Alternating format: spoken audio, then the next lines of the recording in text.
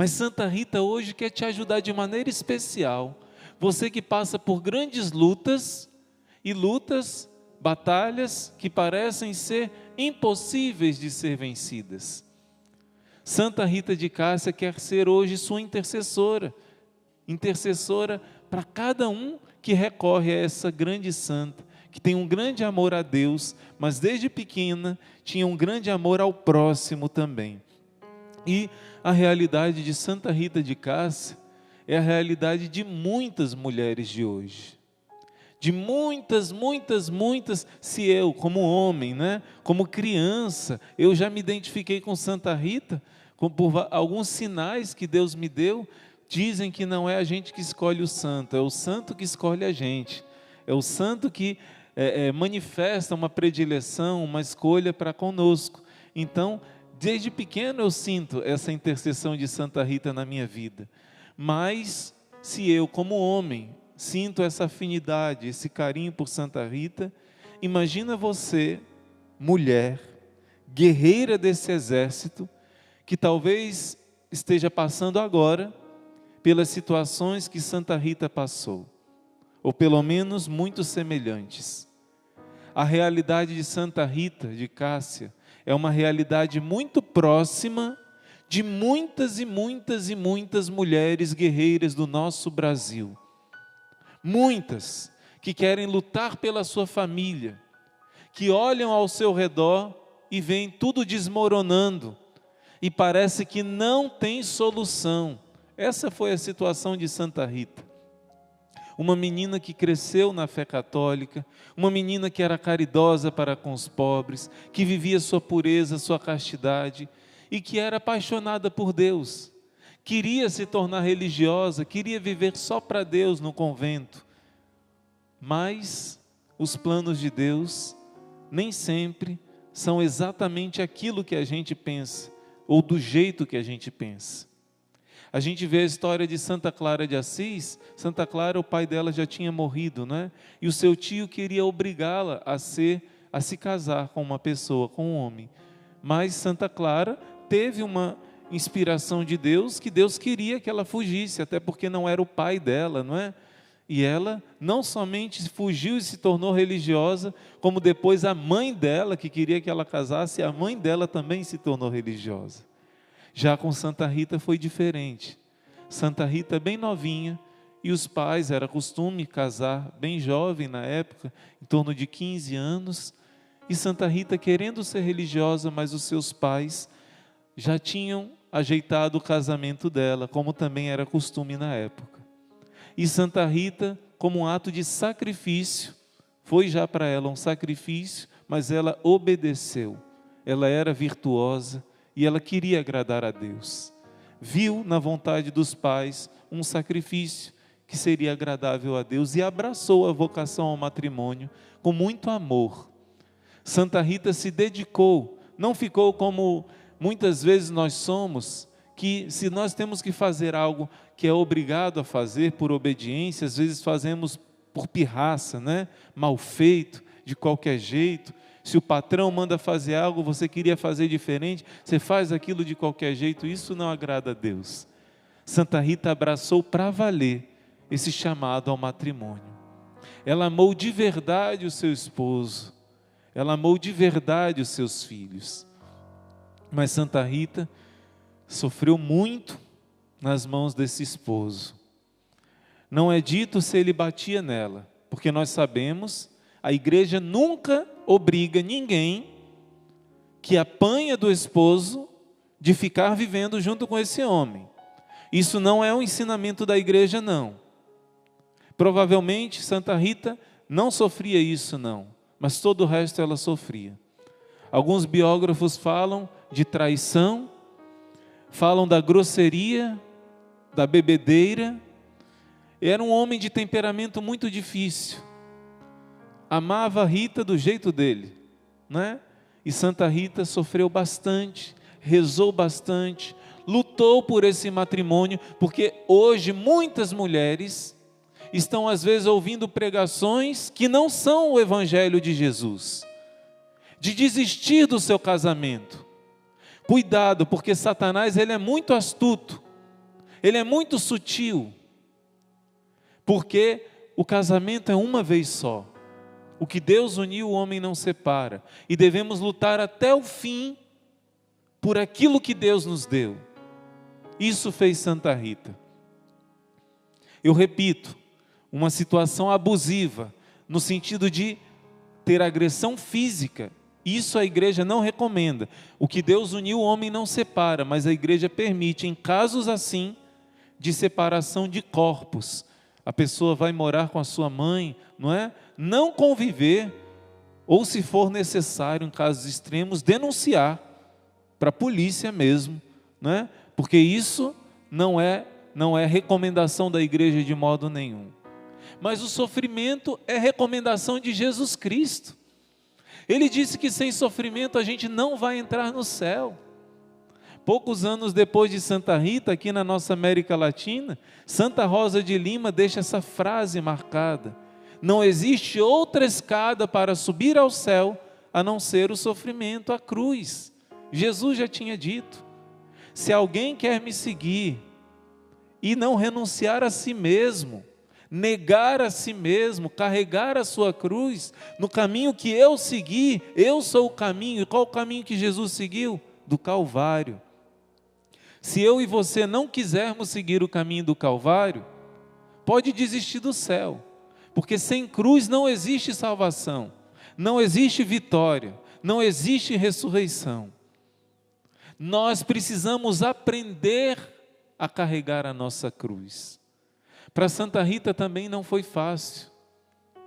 Todos os santos, no começo do mistério da cruz, encontram dificuldade. Muitos santos não entendiam por que tinha uma doença incurável, não entendiam por que outros não sofriam aquilo que eles sofriam. Mas alguns desses santos, quando ouviram uma pregação sobre o mistério da cruz de Cristo, entenderam, o Espírito Santo iluminou, entenderam que através do sofrimento, eles poderiam purificar o seu purgatório, poderiam mudar ao seu redor a sua família e poderiam converter pecadores que eles nem conheciam, poderiam se unir a Jesus, consolar o coração de Jesus e chegar ao máximo da felicidade nessa terra. Descobriram o tesouro escondido no campo. Jesus fala: o reino dos céus é semelhante a um tesouro que está escondido num campo. Quando alguém descobre aquele tesouro, enterra de novo para que ninguém saiba, não é? Vende tudo que tem para comprar aquele campo, porque só ele sabe que ali tem um tesouro maravilhoso escondido. Santa Rita era uma mulher muito feliz. Infelizmente, embora Santa Rita seja objeto de muita devoção do nosso povo brasileiro, muita gente diz: não quero ser igual a Santa Rita não. Devoção que só quer as graças, mas não quer seguir os exemplos, é falsa, é superstição, desagrada a Deus. Santa Rita enfrentou o que todos nós enfrentamos, sofrimento e cruz. Só que o diferencial foi que ela teve uma experiência de descobrir o tesouro escondido no campo. Ela começou a entender, meditando a paixão de Cristo, o fruto da paixão de Cristo. Ela se uniu e ela entendeu no sofrimento como superar, como ser vitoriosa. Muitas mulheres desistem e não conseguem superar a fase de sofrimento. Não conseguem encontrar esse tesouro e desistem de tudo. Santa Rita foi vitoriosa, foi a mulher forte que está escrito lá em Provérbios, capítulo 31. Santa Rita superou porque ela encontrou um sentido, ela encontrou uma alegria, ela encontrou no mistério de Jesus, e a paixão de Santa Rita era meditar os mistérios da vida de Cristo, principalmente a paixão de Cristo. Naquela época, né, as pinturas, desenhos eram mais raros do que hoje, mas ela procurava juntar figuras, né, da paixão de Cristo. E na paixão de Cristo, Santa Rita encontrou forças e alegria, meus irmãos. No início, todos nós encontramos muita dificuldade de aceitar sofrimentos, injustiças, provações. Por que comigo? É a palavra que a gente diz muitas vezes. Mas quando nós temos um encontro pessoal com Jesus e com Jesus crucificado, nossa alma encontra um descanso. Nossa alma encontra um refúgio. Por isso que os santos falam que se escondem nas chagas de Jesus. Santa Rita descobriu esse segredo. E por isso ela tinha certeza que se ela unisse as orações e as dores dela, a paixão de Cristo, o seu esposo seria tocado, o seu esposo seria salvo.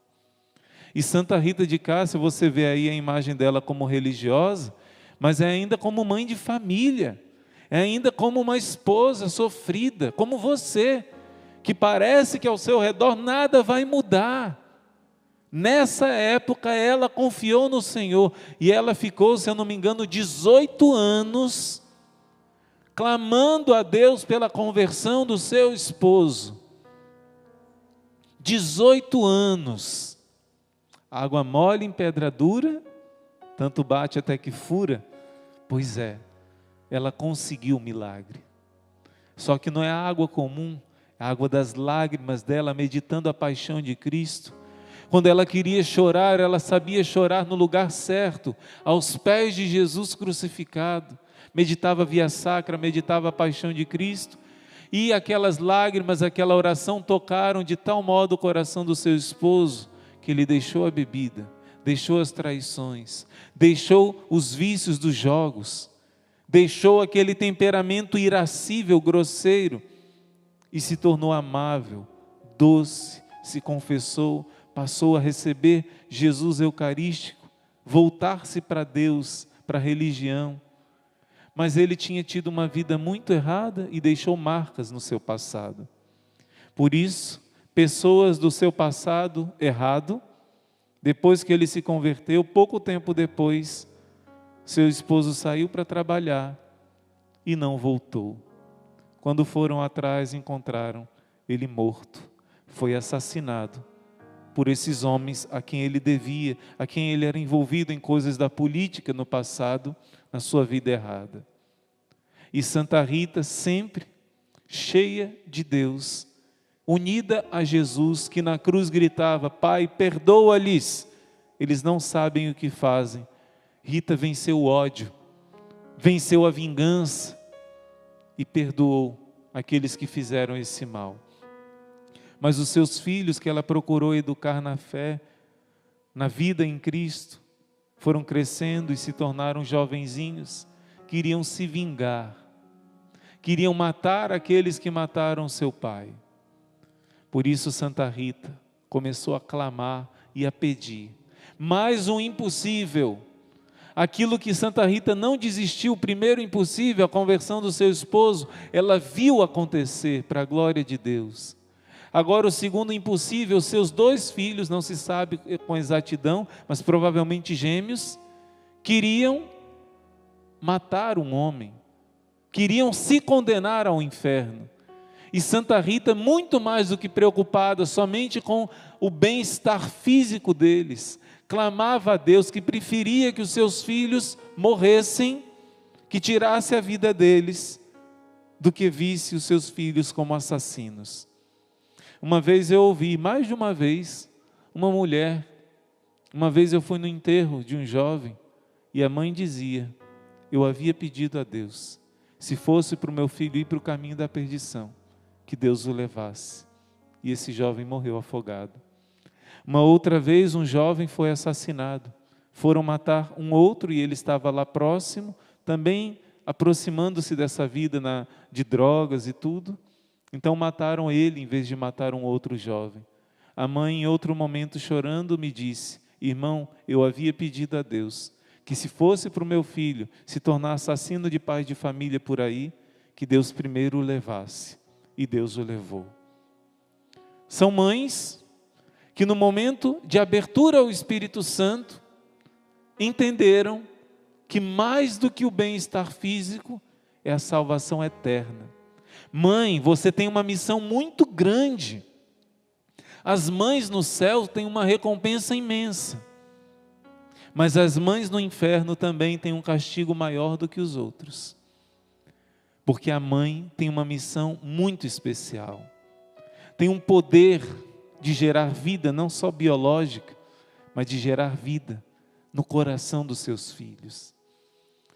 E olha, meus irmãos, um homem, um sacerdote lá do Rio Grande do Norte, lá de Natal, Monsenhor Imardi, ninguém é obrigado a acreditar, mas se você quiser depois pesquisar na internet, né? Céu, Inferno e Purgatório, Monsenhor Imardi, com Y. Céu, Inferno e Purgatório, Monsenhor Imardi. Ele tem uma visão do céu, do inferno e do purgatório. E ele diz que as mães e os sacerdotes têm uma missão tão sublime, mas muitos não estão cumprindo essa missão. E muitas mães estão indo para o inferno, e muitos sacerdotes. Essa visão é muito forte. E ele diz que quase todo o problema da humanidade se resolveria se as mães fossem santas. Por isso Santa Rita tem um poder tão grande, é um exemplo tão grande, é um exorcismo tão grande a sua devoção a Santa Rita, uma devoção verdadeira. É uma mulher que não desiste da sua família, deu a vida pela sua família. Isso é muito forte, meus irmãos. Por isso, os inimigos da igreja, há muitos anos atrás, em torno de mais de 200 anos atrás, disseram: vamos corromper as mulheres, porque se as mulheres ficarem sedutoras, corrompidas, imodestas, elas não serão boas mães, e assim nós destruiremos toda a sociedade. Existem textos, o Papa Pio XII divulgou esses textos, de inimigos da igreja que diziam: o método é atingir as mulheres, porque as mães é que formam a sociedade, confirmando a visão do Monsenhor Imardi. Isso é muito sério, muito forte, meus irmãos. E Santa Rita conseguiu, graças a Deus, descobrir o que é ser mãe. Os seus filhos ficaram doentes, existe a versão de que eles morreram por um raio, mas hoje em dia se fala mais deles terem ficado doentes. Ali eles se arrependeram, se converteram, se confessaram, morreram na graça de Deus. E Santa Rita, com seus 32 anos, já não estava mais com o esposo, viúva, e agora sem os seus filhos, ela resolveu realizar o sonho da sua infância, da sua adolescência. Ela queria se consagrar totalmente a Deus. Jovem ainda, poderia se casar novamente, mas ela decidiu, como ela já tinha decidido antes, e Deus disse: agora é a hora, minha filha. Mas tinha um problema, mais um impossível na vida de Santa Rita. Salvou seu esposo, seus filhos, mas agora Santa Rita encontra com uma barreira.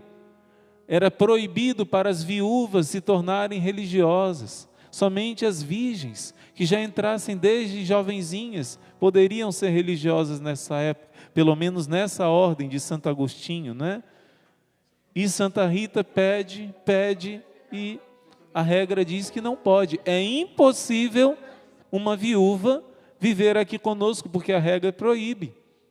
Então Santa Rita diz: eu vou ser eremita, eu vou viver na minha casa como eremita. E ela rezava, fazia penitência, até que os santos de devoção dela, anota aí, ó, além de Santa Rita, pega os santos de devoção dela também: São João Batista, Santo Agostinho e São Nicolau de Tolentino, Nicolas de Tolentino. Este santo era mais próximo do tempo dela. Esses 3 santos alcançaram um milagre, apareceram para ela e fizeram milagrosamente esta mulher ir parar dentro da clausura das monjas agostinianas. Era tudo vedado, impossível dela entrar. As monjas viram que aquilo era um milagre tão grande que deixaram Santa Rita entrar e ser religiosa com seus 32 anos, já viúva, né, sem os seus filhos, e agora religiosa. Olha, mais um impossível na vida de Santa Rita. Ela entendeu tanto essa maternidade, essa preocupação com salvar não somente seus filhos biológicos, mas quando ela via um jovem, quando ela via um casal em pecado, ela começava a rezar, ela assumia essa adoção espiritual, ela fazia penitências até aquele casal, até aquela pessoa deixar o caminho do pecado. E agora no convento ela poderia dedicar a sua vida a isso. E aí, lá no convento colocam para ela fazer as coisas mais difíceis, para ver se essa freirinha tem vocação para ser freirinha mesmo. Ela como noviça, né, logo no início, colocavam ela em prova, né? Porque muitas mulheres já viúvas, às vezes querem ser religiosas por um certo capricho. No tempo de Santa Teresa d'Ávila, 100 anos depois de Santa Rita, acontecia muito disso, mulheres ricas que ficavam viúvas e queriam aquela vida luxuosa dentro do convento. Por isso tinham que ser provadas mesmo. E uma das provas, ela tinha que cuidar das coisas mais sujas, dos trabalhos mais difíceis, e a mestra dela, durante um ano, dava a ordem que ela regasse com água um toco de videira que já tinha morrido faz tempo. E ela ia lá feliz da vida, ela já estava calejada, acostumada a sofrer no período do esposo, no período dos filhos que queriam se vingar. Aprendeu a sofrer bem unida a Jesus, e ela com alegria obedecia e molhava aquele toco, que depois de um ano floresceu e deu uvas, não é? Aquela videira como um símbolo misterioso, né? Essa videira deu vida, gerou vida. E meus irmãos, essa videira também é uma imagem do Evangelho. No Evangelho fala de uma videira que durante um ano não dava nada, e o Senhor fala, deixa que eu possa regar, cuidar por mais um ano, e se não acontecer, você pode tirar. Santa Rita fica um ano molhando aquela plantinha, significando o quê?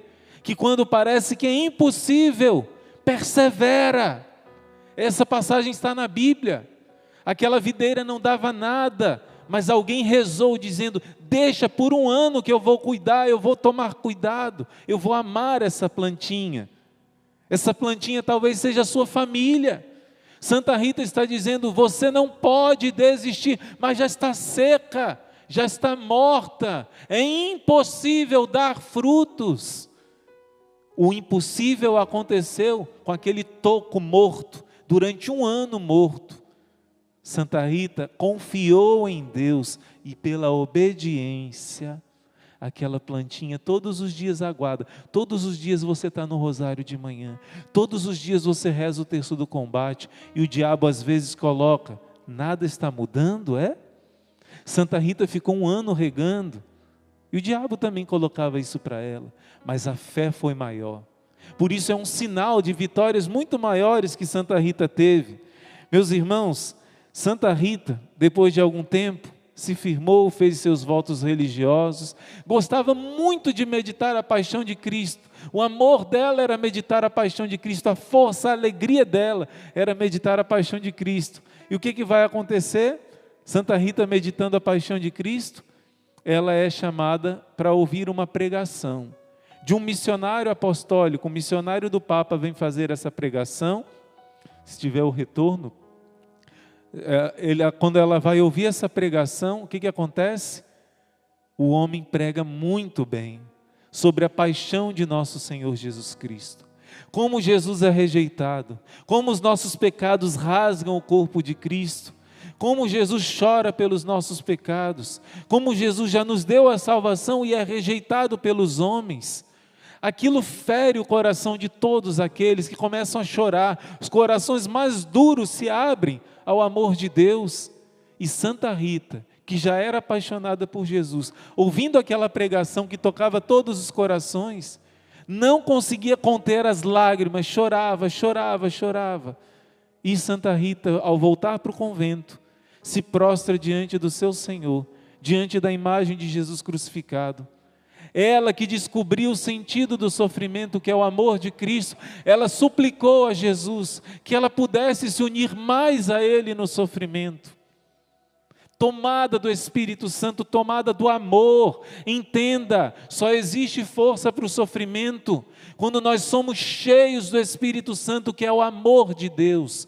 Uma experiência com o amor de Deus, meditando a cruz de Cristo, é que nos dá força. Santa Rita não só aguentava o sofrimento, ela quis mais. Isso é inexplicável humanamente, mas sobrenaturalmente. Foi Deus que encheu o coração dela. E pedindo isso, ela viu um pedacinho do espinho da coroa de Cristo cravando na sua testa. A partir dali, aquilo infeccionou, aquilo ficou purulento, aquilo tinha um cheiro horrível que ninguém aguentava ficar perto dela. E Santa Rita, se eu não me engano, por 12 anos, 18 anos, não lembro exatamente, por 15 anos, pronto. Engraçado que quando ela completou 30 anos dos seus votos, é que aconteceu isso, a idade que Cristo começou a sua missão. E ela já tinha em torno de 60, não é? Mas 62, mas quando Santa Rita recebe aquilo, ela tem que ficar isolada das irmãs, trabalhando isolada, porque eu vou dizer algo até um pouco pesado para vocês, né? Porque era tão fedorento, era tão terrível, purulento aquilo, que aquilo começou a dar bichos. Uma vez uma irmã viu Rita de Cássia, é difícil falar, mas eu vou falar. Viu caindo vermes aqui, olha, da ferida dela, era uma ferida grande. E ele falou para ela, o que é isso caindo das suas feridas, Rita? E ela disse, são os meus anjinhos. Gente, Santa Rita entendeu que naquele sofrimento existia alegria. Era uma mulher extremamente feliz, cheia de Deus. Só que o pior não foi nesse período. O pior vai ser os 4 anos finais de Santa Rita, que ela precisa ficar de cama, que ela precisa ficar, né, prostrada. Mas Santa Rita, antes disso, soube que o Papa proclamou o jubileu. O Papa Nicolau V proclamou o jubileu, e quem fosse lá em Roma, ela morava na Itália, ia receber indulgência plenária. Não era tão fácil como hoje receber a indulgência plenária. E ela queria receber. E a superiora disse, Rita, como você vai, irmã Rita, com essa ferida tão grande? Ela disse, é verdade. Ela rezou e Jesus fez fechar aquela ferida.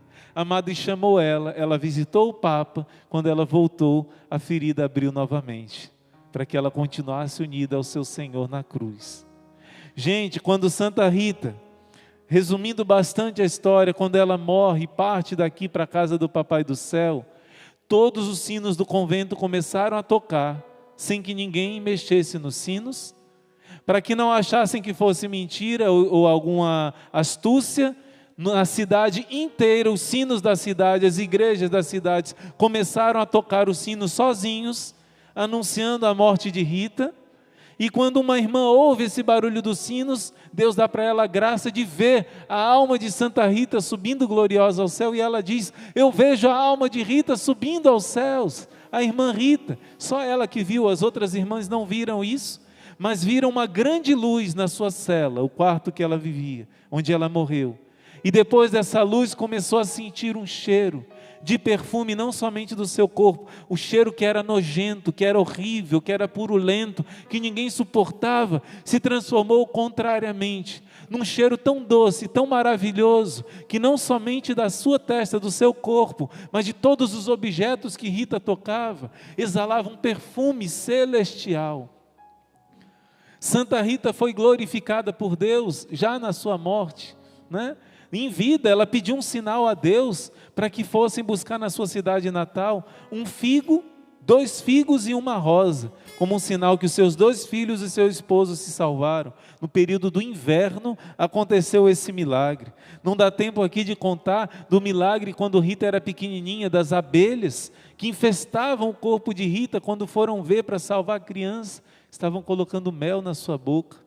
Já um sinal de prefiguração de que ela amaria o sofrimento, por isso experimentaria as doçuras do amado. Só quem se abre à cruz experimenta a verdadeira alegria do amado. E meus irmãos, Santa Rita hoje é glorificada por Deus, quando você pede a ela, para que você tenha fé no seu impossível. Porque ela glorificou a Deus, hoje Deus honra o nome daquela que se tornou a alma esposa sua. Hoje o Senhor deseja alcançar para você milagres imensos, mas principalmente o principal impossível que Deus quer começar na sua vida, é o impossível de você acreditar, como Santa Rita acreditou, de você amar a paixão de Cristo e ter uma experiência de quão suave é o Senhor, e assim o Senhor te dará força para, assim como Santa Rita, acreditar no seu impossível, suportar até com alegria suas batalhas e ver a vitória de Deus, ver a sua missão ser cumprida, ver a glória de Deus se manifestando na sua vida. Por isso, Senhor, agora nós queremos pedir que o Teu Espírito Santo venha sobre nós, venha nos iluminar. Estamos nos aproximando do período de Pentecostes, Senhor. Nós queremos ser como Santa Rita de Cássia, uma alma que no meio dos sofrimentos possa experimentar a alegria de estar com o amado. Queremos meditar a sua paixão e no poder da Tua cruz alcançar a vitória completa. Por isso, recebe Jesus agora na sua casa. O mesmo Jesus que santificou Santa Rita e fez milagres na vida dela, quer fazer agora um milagre na sua vida, na sua família. Aquilo que parece impossível, aquilo que parece não ter solução, aquilo que parece não ser aos olhos dos homens, nunca será resolvido. Deus quer humilhar os inimigos espirituais e carnais que dizem isso para você e mostrar: eu sou o Deus do impossível. Recebe Jesus na tua casa, recebe o teu amado no teu coração.